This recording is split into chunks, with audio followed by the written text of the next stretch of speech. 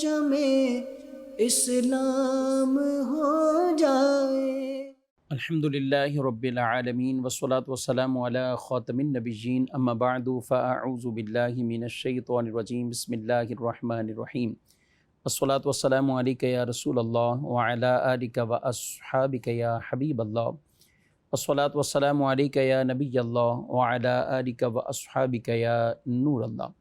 مدنی channel کے ناظرین، programme قرآنی صورتوں کا تعارف، اس میں آپ کو مرحبا کہتے ہیں، خوش آمدید کہتے ہیں۔ اللہ رب العالمین ہم سب کو قرآن مجید فرقان حمید پڑھنے، سمجھنے اور قرآن کی تعلیمات پر عمل پیرا ہونے کی توفیق عطا فرمائے۔ ہمارے پیارے رسول صلی اللہ تعالیٰ علیہ وآلہ وسلم کا فرمان عظمت عالی شان ہے کہ جس نے مجھ پر ایک دن میں 50 مرتبہ درود بھیجا، قیامت کے دن میں اس کے ساتھ مصافحہ فرماؤں گا۔ سبحان اللہ۔ اللہ کے پیارے نبی صلی اللہ علیہ وسلم جس بندہ مومن کے ساتھ، جس امتی کے ساتھ مصافحہ فرمائیں گے، وہ اللہ کی رحمت سے ضرور داخل جنت ہوگا۔ اللہ عمل کی توفیق دے۔ صلو علی الحبیب صلی اللہ تعالی علی محمد صلی اللہ علیہ وآلہ وسلم۔ ناظرین کرام، قرآنی صورتوں کا تعارف یہ سلسلہ جاری ہے اور الحمدللہ بالترتیب صورتوں کے تعارف پس منظر پر گفتگو ہوئی، ان کے شان نزول بھی بیان کیے گئے۔ آج جس سورہ مبارکہ کا تعارف پیش کریں گے وہ ہے سورۃ الماعون۔ قرآن مجید فرقان حمید کی آخری صورتوں میں سے ایک صورت سورۃ الماعون ہے۔ یہ ترتیب نزول کے اعتبار سے تو 17 نمبر پر ہے، یعنی بہت اوائل میں یہ سورہ مبارکہ نازل ہوئی، اور ترتیب تلاوت، ترتیب مصحف کے اعتبار سے 107 نمبر ہے۔ اس سورہ مبارکہ کے بعد قرآن مجید فرقان حمید کی 7 صورتیں مزید ہیں، تو یوں 114 کی تعداد مکمل ہو جاتی ہے۔ 30ویں پارے میں موجود ہے، ایک رکوع ہے اور اس کی 7 آیات مبارکہ ہیں۔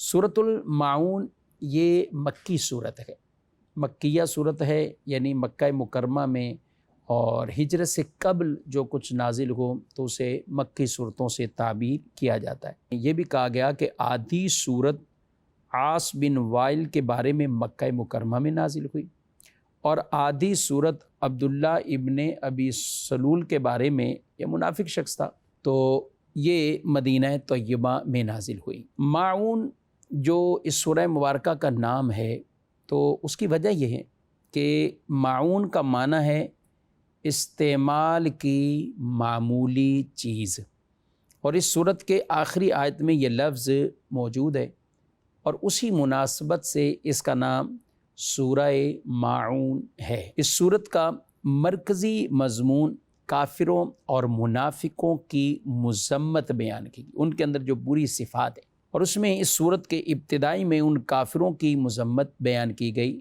جو حساب جزا کے دن، یعنی قیامت کے دن کو جھٹلاتے ہیں، یتیم کو دھکے دیتے ہیں، مسکین کو کھانا دینے کی ترغیب نہیں دیتے، اور آخری آیات میں ان منافقوں کی مذمت کی گئی جو لوگوں کے سامنے نمازی بنتے ہیں اور تنہائی میں نمازیں چھوڑتے ہیں۔ لوگوں کے سامنے بھی جو نماز ادا کرتے ہیں، ان سے اللہ کی رضا حاصل کرنے کی بجائے لوگوں کو دکھانا مقصود ان کا ہوتا ہے کہ ہم نمازی ہیں، اور اس کے ساتھ ساتھ بری خصلت یہ ہے کہ اگر ان سے کوئی استعمال کی معمولی چیز مانگی جائے تو اس سے وہ منع کر دیتے ہیں۔ تو یہ سورہ ماعون کا جو مرکزی مضمون کہ کافروں اور منافقوں کی بری صفات کی مذمت۔ کچھ صفات ایسی ہوتی ہیں جن کا تعلق عام زندگی سے ہے، لوگوں کے ساتھ ملن جلن کے اعتبار سے ہے۔ منافقین میں جو بری خصلتیں اور بری علامتیں بیان کی گئیں، بعض تو وہ ہیں جو عقیدے کے اعتبار سے، اور بعض وہ جو عمل کے اعتبار سے۔ تو عمل کے اعتبار سے وہ اوورال سب کے لیے وہ حکم ہے۔ اسی طرح کفار کی مذمت بیان کی گئی کہ کفار یتیموں کو، مسکینوں کو کھانا نہیں دیتے، انہیں کھلاتے نہیں، ترغیب نہیں دیتے۔ تو اوورال دیکھیں تو یہ سب مسلمانوں کے لیے بھی یہ احکامات اس سے یوں سیکھنے کو ملیں گے کہ ہمیں یہ عمل کرنے ہیں۔ منافق کی نشانیوں میں سے بات کرے جھوٹ بولے، جھگڑا کرے، گالی بکے، وعدہ کرے خلاف کرے، امانت پکڑائی جائے، خیانت کرے، تو اب ہمیں یہ سمجھا دیا گیا کہ ہم نے یہ کام نہیں کرنے۔ اگر کسی میں یہ عمل ہوں گے تو اس کا مطلب اس میں منافقت کی نشانیاں پائی جا رہی اور ہم نے ان سے بچنا ہے۔ سورہ مبارکہ کا تعارف اور مزید پس منظر سننے سے پہلے ہم سورہ مبارکہ کا ترجمہ سن لیتے ہیں۔ اللہ پاک ارشاد فرماتا ہے بسم اللہ الرحمن الرحیم، اللہ کے نام سے شروع جو نہایت مہربان رحمت والا ہے۔ ارأیت الذی یکذب بالدین، کیا تم نے اس شخص کو دیکھا جو دین کو جھٹلاتا ہے؟ فذالک الذی یدع الیتیم، پھر وہ ایسا ہے جو یتیم کو دھکے دیتا ہے۔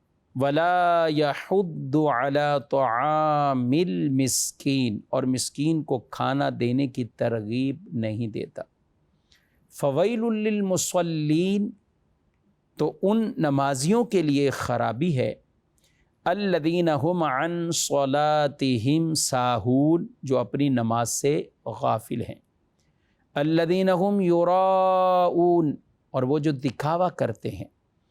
وَيَمْنَعُونَ الْمَاعُونَ، اور برتنے کی معمولی چیزیں بھی نہیں دیتے۔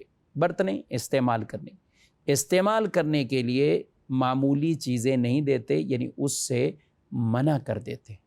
ایک تو یہاں پہ یہ بیان فرمایا گیا اس کے شان نزول کے اعتبار سے کہ یہ آیت عاص بن وائل سہمی کے بارے میں نازل ہوئی کہ وہ قیامت کے دن کا انکار کرتا تھا اور برے کام بھی کرتا تھا۔ مشرکین کفار میں ایک یہ بری عادت اور بری صفات اور برا عقیدہ کہ وہ نفس قیامت کو ہی جھٹلاتے تھے۔ مرنا اس کو تو سب مانتے، موت کا کوئی انکار نہیں کرتا، لیکن مرنے کے بعد اٹھایا جانا، قیامت کا قائم ہونا، اس کا انکار کرتے تھے۔ اور یہی وجہ رسول اللہ صلی اللہ علیہ وسلم نے اس عقیدے کو بڑی فوقیت، اہمیت، ترجیح دے کر بیان فرمایا اور دلائل کے ساتھ بیان کیا، اور اللہ نے اس عقیدے کو مکی صورتوں میں کثرت سے بیان فرمایا۔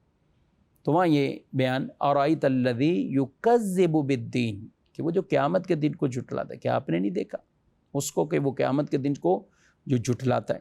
اور ایک قول ہے یہ آیت ولید بن مغیرہ کے بارے میں نازل ہوئی، اور تیسرا قول یہ ہے کہ یہ آیت ابو جہل کے بارے میں نازل ہوئی کہ ابو جہل نے ایک یتیم کی پرورش کی ذمہ داری لی۔ ایک دن وہ یتیم اس کے پاس آیا اور اپنے مال میں سے کچھ طلب کیا، اس نے دھکے دے کر نکال دیا۔ قریش کے سرداروں نے اس سے کہا کہ تم محمد صلی اللہ علیہ وسلم کے پاس جاؤ، وہ تمہاری سفارش کر دیں گے۔ اس سے ان لوگوں کا مقصد نبی کریم صلی اللہ علیہ وسلم کا معاذ اللہ مذاق اڑانا تھا، لیکن یتیم کو یہ چیز معلوم نہ تھی۔ چنانچہ وہ یتیم تاجدار رسالت صلی اللہ علیہ وسلم کی بارگاہ میں حاضر ہوا اور اپنی فریاد پیش کی۔ اور سید المرسلین صلی اللہ علیہ وسلم کبھی کسی محتاج کا خالی ہاتھ نہ لوٹاتے تھے۔ آپ صلی اللہ علیہ وسلم نے اس یتیم کے ساتھ ابو جہل کے پاس گئے، اس یتیم کو ساتھ لے اور ابو جہل کے پاس گئے۔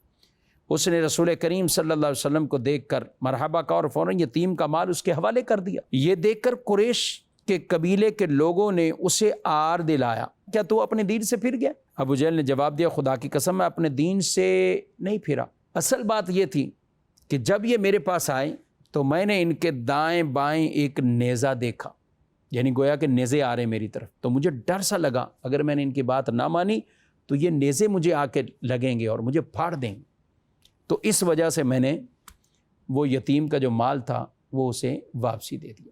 اور چوتھا قول اس کے حوالے سے، اس سورہ مبارکہ اور آیت مبارکہ کے حوالے سے، کہ یہ آیت کسی خاص آدمی کے بارے میں نازل نہیں ہوئی، بلکہ اس میں ہر وہ شخص داخل ہے جو قیامت کا انکار کرتا ہے، اور اس کی وجہ یہ کہ انسان کا نیک اعمال کرنا اور ممنوعات سے رکنا ثواب میں رغبت اور عذاب کے ڈر سے ہوتا ہے۔ تو جب وہ قیامت ہی کا منکر ہے تو پھر وہ نفسانی خواہشات اور لذتوں میں سے کچھ نہ چھوڑے گا، یعنی جس کو آخرت کا ڈر ہی نہیں ہے تو پھر اس سے کیا ہوگا؟ ہم جتنی بھی چیزوں پر عمل کر رہے ہیں، نیکی والے کاموں پہ کرتے ہیں، تو دو چیزیں ہوتی ہیں کہ اللہ ثواب بھی دے گا اور عذاب سے بچائے گا۔ کوئی زکوٰۃ دے رہا ہے، دوسروں کے مال نہیں ہڑپ کر رہا، کھا نہیں رہا، غصب نہیں کر رہا، کیوں؟ عذاب سے بچ رہا ہے، پھر اللہ اجر بھی دے گا، ثواب بھی دے گا۔ تو یہ کب ہوگا؟ یہ قیامت کو ہوگا۔ اور جو نفس قیامت ہی بھول جائے اور اسی کا انکار کرے تو وہ ان چیزوں میں کہاں خیال رکھے گا، وہ پھر ان چیزوں کی نہیں خیال کرے گا۔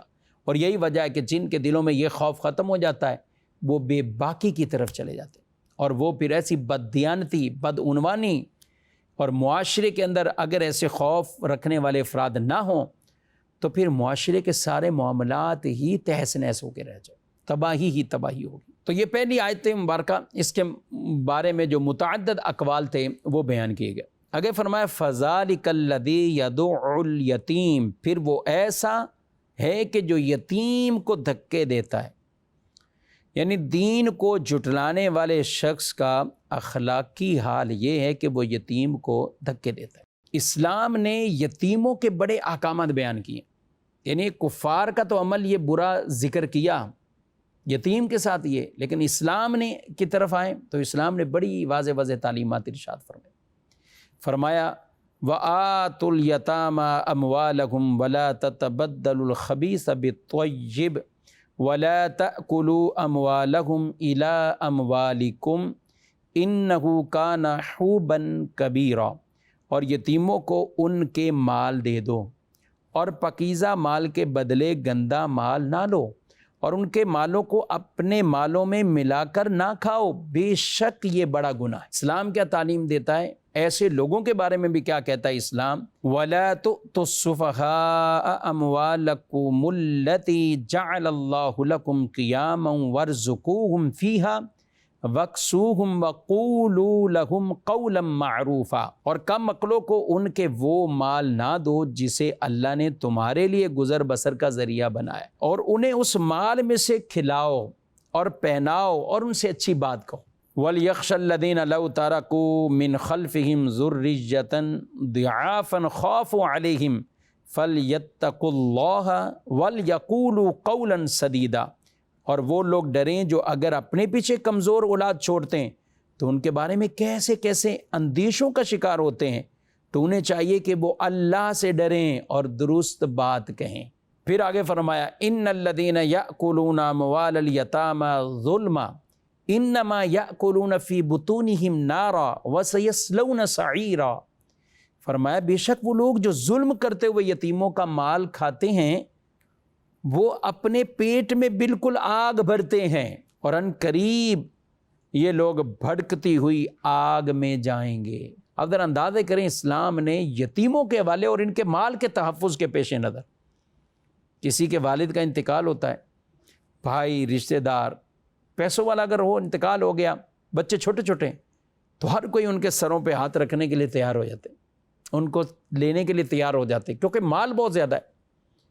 اب وقت گزرنے کے ساتھ ساتھ بعض اوقات وہ بچے اپنے بچپنے میں ہوتے ہیں تو یہ ان کی جائیدادوں پر کوئی قبضہ کر لیا، یہ چیزیں بیچ دیں، وہ چیزیں بیچ دیں، یا اپنے نام ٹرانسفر کر دیے، کچھ اور ایسے کام کر دیے۔ ہر ایک کی بات نہیں کر رہے، مگر ایسے بھی معاشرے میں لوگ، تو دین نے واضح طور پہ فرما دیا کہ ظلماً جو یتیم کا مال ناحق طریقے سے کھا رہا ہے تو وہ کیا کر رہا ہے؟ اپنے پیٹ میں آگ بھر رہا ہے، اپنے پیٹ میں آگ بھر رہا ہے۔ تو اس لیے یتیم، اچھا یتیم کے پاس تو اگر مال نہیں ہے تب بھی اتنے فضائل ہیں اس پر خرچ کرنے کے اعتبار سے، دیگر اعتبار سے، لیکن اسی کا مال ہے اور سب کچھ ہے تو پھر بھی اس کو نہ دینا، جو ابو جہل کے اندر یہ بری عادت تھی۔ نبی پاک صلی اللہ علیہ وسلم کیا فرماتے؟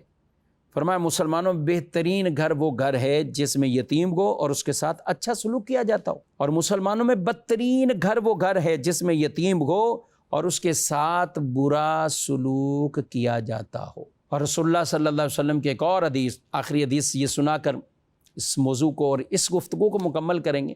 فرمایا کہ جو کسی یتیم کے سر پر اللہ کی رضا کے لیے ہاتھ پھیرے تو اس کے لیے ہر اس بال کے عوض نیکیاں ہوں گی جس پر اس کا ہاتھ پھرے۔ سبحان اللہ۔ اور جو اپنے پاس رہنے والے یتیم لڑکے یا یتیم لڑکی کے ساتھ بھلائی کرے تو حضور فرماتے ہیں جنت میں میں اور وہ ان کی طرح ہوں گے، یعنی انگلیوں کی طرف اشارہ کر کے اور دونوں انگلیوں کو ملا دیا کہ ان انگلیوں کی طرح ہم ہوں گے، یعنی وہ میرے ساتھ جنت میں رہے۔ ناظرین کرام، یتیم کے ساتھ اچھے انداز سے پیش آنا، اس نے سلوک کرنا، جو تربیت کے انداز ہیں وہ تربیت بھی سکھائیں، ہنر بھی سکھائیں، دینی تعلیم بھی دیں۔ ایک والد والی محبت شفقت اگرچہ یتیموں کو یہ مل نہیں پاتا معاشرے سے، سگے چچاؤں سے، تایوں سے یہ چیزیں نہیں مل پاتی۔ بعض کا سگے رشتے ہوتے ہیں، خون کے رشتے ہوتے ہیں، وہ آنکھیں پھیر لیتے اور وہ بیچارے یتیم بے راہ روی کے شکار ہو جاتے ہیں۔ ظاہر ہے وہ خود پل رہے ہیں، بڑے ہو رہے ہیں، تو اب وہ باپ کا سایہ نہیں ہے تو وہ کہاں جائیں گے؟ تو بعض اوقات غلط صحبت میں جا کر وہ اپنی صحبت بھی غلط کر لیتے ہیں، انداز غلط کر بیٹھتے ہیں۔ تو اس لیے میرے محترم ناظرین کرام، جس سے ہو سکے تو وہ ضرور ان یتیموں کا اس انداز سے خیال کریں اور ان کی تربیت بھی کرے، ان پر خرچ بھی کرے۔ اب یہ پہلی آیات مبارکہ کے اندر کفار کی ان صفات کو اور ان کے برے عقیدے کو بیان کیا گیا کہ وہ قیامت کو نہیں مانتے، آخرت کو نہیں مانتے۔ یہی وجہ ہے کہ وہ یتیموں پر، مسکینوں پر وہ ان کو کھانا نہیں کھلاتے، ترغیب بھی نہیں دیتے، اور ان کے مال یتیموں کے کھا جاتے ہیں۔ اس کی مذمتیں بیان کی۔ آگے اللہ پاک نے منافقین کی جو علامتیں، نشانیوں کو بیان کیا۔ فَوَيْلٌ لِّلْمُصَلِّينَ الَّذِينَ هُمْ عَنْ صَلَاتِهِمْ سَاهُونَ، تو ان نمازیوں کے لیے خرابی ہے جو اپنی نماز سے غافل ہیں۔ یا منافقین کی وہ بری عادت اور بری صفت کہ جب لوگوں کے سامنے ہوتے تو نماز پڑھتے، لیکن تنہائی میں نماز کو بالکل چھوڑ دیتے، نماز ہی نہیں پڑھتے۔ تو اب اس کا مطلب لوگوں کے سامنے تو نماز پڑھ لی اور تنہائی میں نماز کو چھوڑ دیا۔ تو یہ ان کی ایک بری عادت اور بری صفت تھی۔